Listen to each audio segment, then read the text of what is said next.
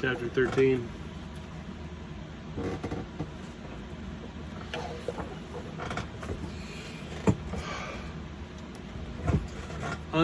On auxiliary, mixed, and citizen soldiers. Auxiliary troops, which are the other kind of useless armies, are those of a power whom you have asked to come and defend you with his troops, as was done in recent times by Julius, who, having seen the sad test of his mercenary forces in the Ferrara campaign, turned to auxiliaries and arranged with Ferdinand, king of Spain, to help him with men and arms. Footnote 1. These troops can be useful and good in themselves, but they are almost always harmful for the man who calls them in. For if they lose, you are undone. If they win, you remain their prisoner. And although ancient history is full of such examples, nonetheless, I do not want to go beyond this record example of Pope Julius II, whose decisions could not have been more ill-considered. For in wanting to take Ferrara, he put himself entirely in the hands of a foreigner. But his good fortune produced a third factor, so that he did not gather the fruit of his bad decision. For when his auxiliaries were beaten at Ravenna, beyond all his expectations and those of others, the Swiss rose up and drove off the victors, so that he was not taken prisoner by the enemy who had fled, nor by his auxiliaries, since he had won with arms other than theirs. The Florentines, being totally unarmed, hired 10,000 Frenchmen to conquer Pisa. And because of this decision, they brought more danger on themselves than in any period of their troubles. Footnote 3. The Emperor of Constantinople, in order to oppose his neighbors, brought 10,000 Turks into Greece, who, when the war was over, did not want to go away, which was the beginning of the servitude of Greece to the infidels. Footnote 4. Anyone, therefore, who does not want to conquer should avail himself of these forces, because they are much more dangerous than mercenaries, for with them defeat is assured, since they are all united, all obedient to others, whereas with mercenaries, once they have won, they still need time and a good opportunity in order to injure you, since they are not a unified group and have been hired and paid by you.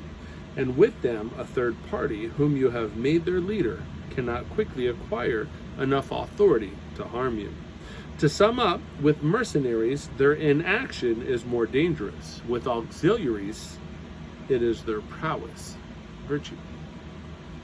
A wise prince, therefore, has always avoided these soldiers and has had recourse to his own, and has chosen rather to lose with his own men than to win with those of others, not judging that to be a true victory, which is gained by outsiders' arms. I shall never hesitate to cite the example of Cesare Borgia and his actions. Excuse me. This duke entered the Romagna with auxiliary troops, leading an army composed entirely of Frenchmen, and with those he took Imola and Forlì. Footnote 5. But as those arms did not then seem reliable to him, he turned to mercenaries, judging them to be less dangerous, and hired the Orsini and Vitelli. When, in using them, he found them to be undependable, unfaithful, and dangerous. He got rid of them and turned to his own men. And it is easy to see the difference between these two sorts of armies if one considers the difference in the reputation of the Duke when he had only the French, and when he had the Orsini and Vitelli, and then when he was left with his own soldiers and relied only on himself, his reputation always increased. Nor was he ever esteemed so highly as when everyone saw that he was the complete master of his army. I did not wish to depart from recent Italian examples, but I cannot leave out Hieron of Syracuse, since he is one of those I have previously mentioned. This man, having been made, as I said, head of their armies by the Syracusans, immediately recognized that mercenary forces were useless because they were composed of condottieri like our Italian ones, and because he thought he could neither keep them on nor let them go. He had them all cut into pieces, and from then on he made war with his own arms and not those of others. Footnote 6. Excuse me. I also want to call to mind an exemplary figure from the Old Testament that fits this argument. When David offered to Saul to go and fight Goliath, the Philistine challenger, Saul, in order to give him courage, armed him with his own arms, which David, when he had tried them on, refused, saying that with them he could not demonstrate his real worth, and for that reason he wanted to meet the enemy with his own sling and his own knife. In short, the arms of others either slip off your back or weigh you down, or tie you up. Charles VII, father of King Louis XI, having by means of his good fortune and ability, virtue, liberated France from the English, and recognized this necessity of arming oneself with one's own arms, and established in his kingdom an ordinance for training cavalry, and infantry, footnote 7. Afterward, King Louis, his son, abolished the one concerning the infantry and began to hire the Swiss, which error, followed by others, is, as can now be seen in fact, the cause of the dangers that kingdom faces. By giving such prestige to the Swiss, he degraded all his own troops, for he got rid of the infantry and forced his cavalry to depend on the arms of others. For being accustomed to fighting with the Swiss, they do not think they can win without them. The result is that the French are no match for the Swiss, and without the Swiss, they will not test themselves against others. The armies of France have thus been mixed, partly mercenary and partly her own citizens. Taken together, they are much better than armies composed purely of mercenaries or auxiliaries, but much inferior to having one's own troops. And the example already given should suffice, for the kingdom of France would be unconquerable if the ordinances of Charles had been preserved or augmented. But because they are insufficiently prudent, men will start something, and because it then tastes good to them, the poison within it is not perceived. And as I said above about consumptive fevers, footnote 8. Thus, he who does not recognize the ills in a principality when they arise does not have true wisdom, which is something given to few. And if the initial fall of the Roman Empire were analyzed, one would find it started with the hiring of the Goths as soldiers, because from that beginning the forces of the Roman Empire began to weaken, and all the energy, virtue, which was taken from it was given to the Goths. I conclude, therefore, that no principality is secure without having its own armies. On the contrary, it is completely dependent on fortune, because it does not have the valor, virtue, which loyally defends it in the midst of adversity. And it was always the opinion and saying of wise men that there is nothing so weak and unstable as a reputation for power not based on one's own strength. Footnote 9. And one's own troops are those that are composed of subjects or citizens, or your own dependents, All the others are either mercenaries or auxiliaries, and it will be easier to find the method for organizing one's troops if one will consider the methods of the 4 men I cited above. Footnote 10. And if one notes how Philip, the father of Alexander the Great, and how many republics and princes have been armed and organized to those methods, I defer absolutely. Notes to chapter 13. 1. In September 1510, Julius II launched a war against Bologna and Ferrara. Initially victorious, he was driven out of Ferrara by its duke, Alfonso d'Este, in the spring of 1511, and lost Bologna as well. Footnote 2.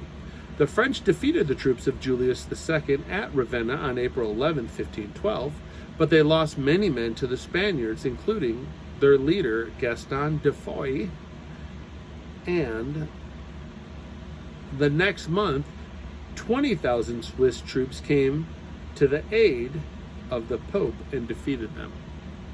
The French were decisively expelled from Italy by the next year after the Battle of Novara. Footnote 3. Florence got Gascon and Swiss troops from their ally, the King of France, for use against Pisa in 1500. But the troops mutinied and the campaign was terminated. Footnote 4. In 1353, the Byzantine Emperor John Cantacuzene, 1291 through 1380, hired Turkish troops to fight for him against the Paleog dynasty, thus giving the Turks their first foothold in Europe. Footnote 5. Borgia led an army of French, Gascon, and Swiss troops into the Romagna in the late spring of 1499 and captured Imola on November 24th and Forli on December 17th. In a second campaign, there from October 1500 to June 1501, he led a larger army that included mercenaries. 6. Machiavelli mentioned Hiron at the end of chapter 6, see note 6 in that chapter. The mercenaries he hired had originally been engaged by Agathocles, but they were eliminated because they threatened Hiron's rule. For Hiron, see Polybius, the Histories, 1.7 through 9. For the next story of Saul and David, see the Bible, 1 Samuel 17, 38 through 40. Footnote 7. In the 1440s, Charles VII, 1403 through 1461, replaced the mercenary companies that had fought the English previously during the 100 Years' War with a civic militia and finally drove the English out of France in 1453. His son, Louis XI, 1423 through 1483, repealed the ordinance and reorganized the French armies in 1474, replacing citizen troops with Swiss and German ministries. Footnote 8, see chapter 3. Footnote 9. Machiavelli is citing Tacitus' Annals 13.19. The quotation is slightly inaccurate. Footnote 10. The 4 men to whom Machiavelli refers are Cesare Borgia, Hiron of Syracuse, David, and Charles VIII. Chapter 14. What the duties of the prince are with regard to the military. A prince, therefore, must have no other object or thought, or take up anything as his profession, except war and its rules and discipline.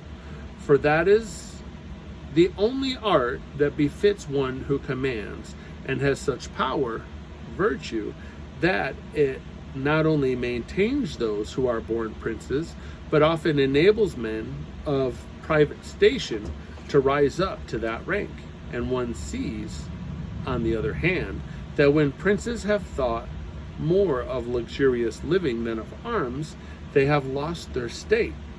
The chief cause which makes you lose it is to neglect this art. And the way to acquire it is to be an expert in this art. From being a private citizen, Francesco Sforza became Duke of Milan because he was armed. His sons, in order to avoid the hardships of war, from being dukes became private citizens. Footnote 1. For among the other bad effects that being unarmed has on you, it is that it makes you despised, which is one of those infamies which a prince must guard himself against, as well as will be explained later. Footnote 2. For between an armed man and an unarmed one there is no comparison whatsoever, and it's not reasonable that the one who is armed should willingly obey one who is unarmed, or that an unarmed one would be safe among armed servants. It is not possible for them to work well together, and therefore a prince who does not understand military matters, in addition to the other misfortunes already mentioned, cannot be esteemed by his soldiers, nor can he place any trust in them. He must therefore never take his thoughts away from this exercise of war, and in peace he must train himself more than in war, which he can do in two ways: one, through activities, and the other with the mind. And as for activities, aside from keeping his soldiers well disciplined and exercised, he must always be out hunting, and by means of that accustoming his body to hardships.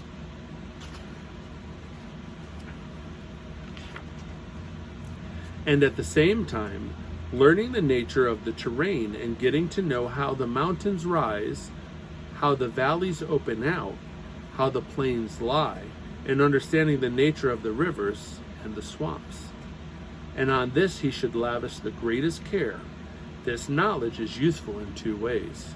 First, one gets to know one's country and can understand better how to defend it. Then, with knowledge and experience of the terrain, one can easily understand any other terrain it may be necessary to explore for the first time. For the hills, valleys, plains, rivers, and swamps that are in Tuscany, for instance, have a certain resemblance to those of other countries, so that from a knowledge of the terrain in one country, one can easily arrive at a knowledge of it in others. And that a prince who lacks this experience lacks the primary thing a captain needs to have, for this teaches you how to fight the enemy, choose quarters, lead armies, arrange them for battle, and besiege towns to your advantage. Tpbnm, prince of the Achaeans, among the other praises, Philoppoemon, prince of the Achaeans, among the other praises that have been given him by writers, is celebrated because in times of peace he never thought about anything but the methods of war. And when he was in the country with his friends, he would often stop and reason with them. If the enemy were up on that hill and we found ourselves here with our army, which one of us would have the advantage? How could we safely go to attack them while maintaining our formation? If we wanted to retreat, how would we do it? If they retreated, how would we pursue them? And he would put before them, as they were going along, all the contingencies that could occur in an army.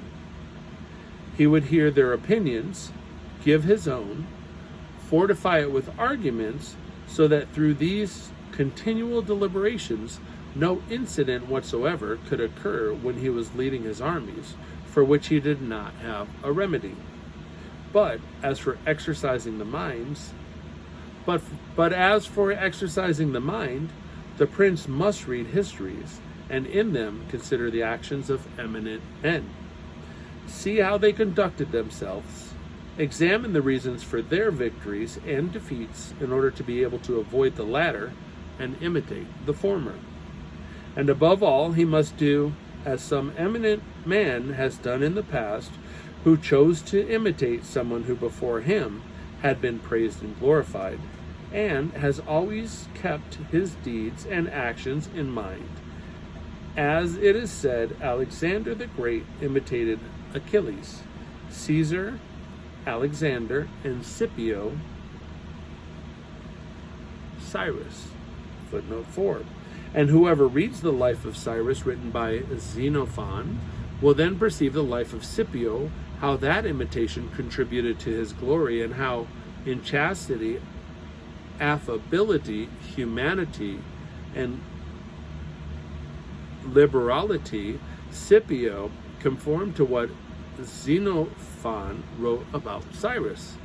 A wise prince must follow similar methods and in peaceful times never remain idle.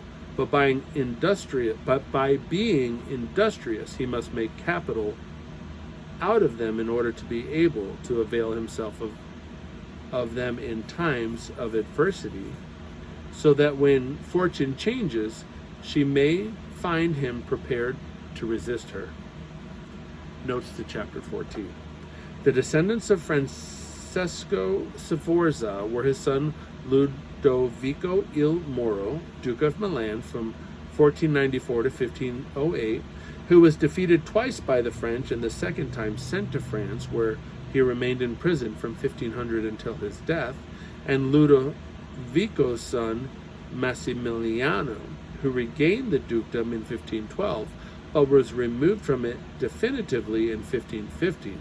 Machiavelli's reference to Francesco Sforza's sons is slightly misleading here. 2. See chapters 15 and 19. 3. Philopoemen, circa 253 through 182 BCE, of Megalopolis, was a Greek statesman and general who led the Achaean Confederacy, which was made up of a number of Greek city-states, including Athens, and which conquered Sparta and most of the Peloponnese during his lifetime. Machiavelli's sources here include Livy, History of Rome, 35.28, and Plutarch, Life of Philopoemen, 4. Footnote 4. Machiavelli's sources here are in order: Plutarch, Life of Alexander, 8. Suetonius, the defied Julius, 7. And Cicero, Letters to his brother Quintus, 1.8 through 23. Scipio was Publius Cornelius Scipio Africanus, 236 through 183 BCE, a Roman general and statesman who defeated the Carthaginians in Spain and then carried the war to Africa, where he decisively defeated Hannibal at the Battle of Zama in 202. Cyrus the Great, ruled 557 through 530 BCE, who initially ruled a small state in Central Asia, but conquered a number of others, including the Babylonian Empire, and founded the Persian Empire. His life, heavy fictionalized, is recounted by Xenophon, circa 430 to circa 360 BCE, a pupil of Socrates, who was a soldier and a writer of historical and philosophical works, among which was his Cyropaedia, or Life of Cyrus. That's it. Chapters 13 and 14. 15 short. We'll do it. Chapter 15, on the things for which men, and especially princes, are praised or blamed. It remains now to be seen that what the methods and procedures must be for a prince with regard to his subjects and friends. And because I know that many have written about this, I fear that if I write about it again, I may be deemed presumptuous since I depart, especially in discussing this matter from the rules given by others. But since my intention is to write something of use for those who understand it, it seemed more unsuitable to me to go after the effectual truth of the matter than after an imaginary one. Footnote 1. And many have imagined republics and principalities for themselves, which have never been seen or known to exist in reality. For the distance is so great between how we live and how we ought to live, that he who abandons what is done for what ought to be done learns his ruin rather than his preservation. Because a man who wants to make a possession of goodness in everything is bound to come to ruin among so many who are not good. Footnote 2. Therefore, it is necessary for a prince, if he wants to preserve himself, to learn how not to be good, and to use this knowledge and not use it as necessity dictates. Leaving aside, then, the things that have been imagined about the prince, and discussing those that are true, I say that all men, when they are spoken of, and especially princes, because they are placed at a greater height, are judged for some of those qualities which bring them either blame or praise. And this is why one is considered liberal, another miserly, using a Tuscan term, because avaricious, avaro, in our language still means someone who deceives to gain things by theft. Miserly, misero, we call that man who abstains excessively from making use of what is his own. One is considered a giver, another rapacious, one cruel, another merciful, one treacherous, the other loyal, one effeminate and cowardly, the other fierce and courageous, one humane, the other haughty, one lascivious, the other chaste, one straightforward, the other cunning, one hard, the other easy, one serious, the other frivolous, one religious, the other incredulous, and so on. And I know that everyone will admit it. I know that everyone will admit that it would be a most praiseworthy thing for a prince to have, of all the qualities mentioned above, those that are held to be good.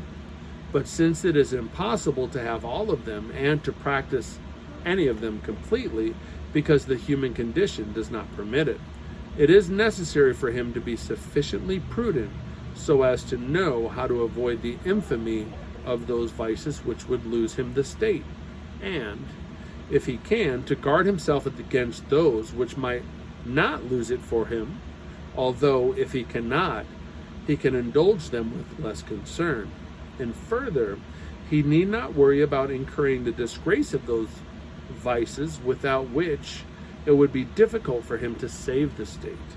For if everything is carefully considered, it will be found that something which seems a virtue would, if practiced, become his ruin, and some other things which seems a vice would, if practiced, result in his security and well-being. Notes to chapter 15. 1. Machiavelli speaks of effectual truth, verita effectuale, because he is interested in a truth that has an effect. That is, leads to the action in the world rather than the truth that is more purely speculative or contemplative and is thus impractical. 2. Machiavelli is thinking here of books such as Plato's Republic, as well as the traditional books of advice for princes, which always stress the necessity of following the dictates of conventional morality. More's Utopia might also seem to be the kind of book Machiavelli is aiming at in this passage, but it was actually composed several years after The Prince. All right, chapter 16 is also short, but I'm tired, and it's almost exactly 30 minutes. Good night. God bless. Longest I've ever had it. Longest I've ever had it. And I trimmed this one right here.